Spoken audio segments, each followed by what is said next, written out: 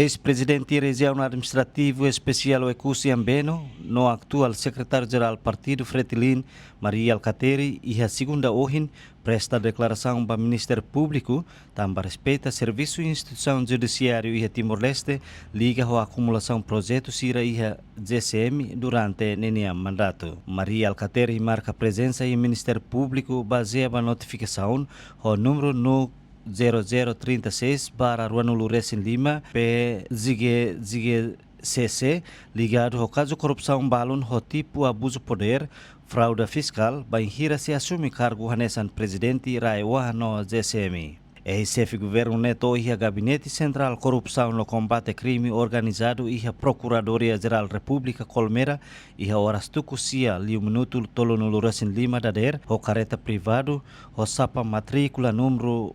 A.21.208 Timor-Leste, acompanha Husini Escolto, Husi Corpo Segurança Pessoal, no advogada privada Soraya Marques, onde submete processo para o Ministério Público. A foi presta declaração do Ministério Público, Maria Alcateri Hatete, Niamai e Ministério Público, também respeita a instituição judicial.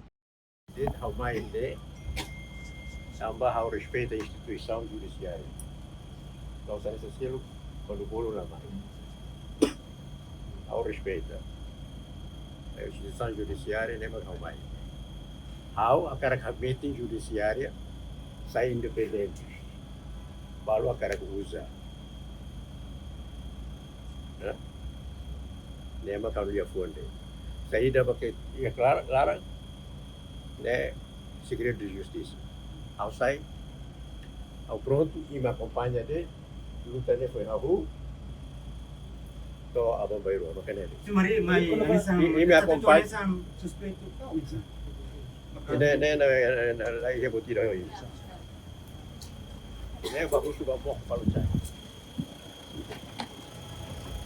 Pronto até tribunal. Terus silêncio você lori.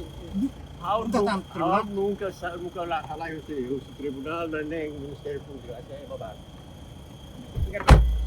Entretanto, Maria Alcateri remata ninia diligência e Ministério Público, Gabinete Central Corrupção no Combate Crime Organizado Colmeira, Husi Tuku Sia li minuto tolo nulu Recém Lima, to Tuku Sanulu Recém Ida.